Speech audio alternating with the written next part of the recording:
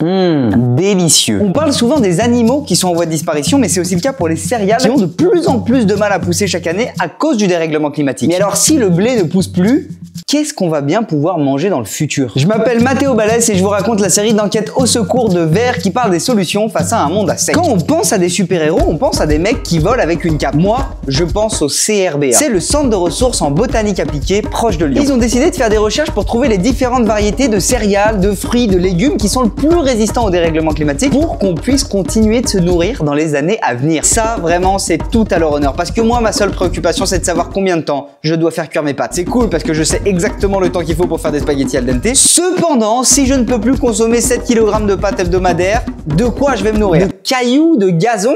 Non. Ce que les botanistes ont défini, c'est qu'on va avoir besoin de plantes qui sachent résister aux gros changements de température et au manque d'eau. Pour vous la faire courte, on a besoin de plantes qui sachent retrouver le chemin de leur maison en sortie de boîte à 6 h du matin, déshydratées et en sueur. Et le summum de l'investissement, c'est que pour trouver des graines qui résistent à ces conditions, les botanistes sont allés les chercher au fin fond de la Russie, là où le climat est très changeant. Rendez-vous compte, dans certaines zones, il peut faire entre moins 22 degrés et plus 53. Un chaud-froid encore plus violent que ce qu'on a vécu entre la victoire du NFP et la nomination de Michel Barnier Premier ministre. Donc par exemple, on mangera peut-être bientôt de l'amarante, qui fait partie de la famille des quinoa, qui est très riche nutritivement et qui résiste super bien aux sécheresses grâce à ses racines très profondes. C'est stylé de savoir ça, non? Et le dernier truc qui est super stylé, c'est qu'ils recherchent ces graines qui vont pousser demain et ensuite ils les multiplient pour pouvoir les donner gratuitement aux agriculteurs qui sont autour d'eux pour qu'on puisse commencer à les cultiver à grande échelle. Alors là, c'est un sans faute pour le CRBA. Donc maintenant, si tu veux savoir ce qu'on va manger demain, fonce lire l'article sur vert.eco.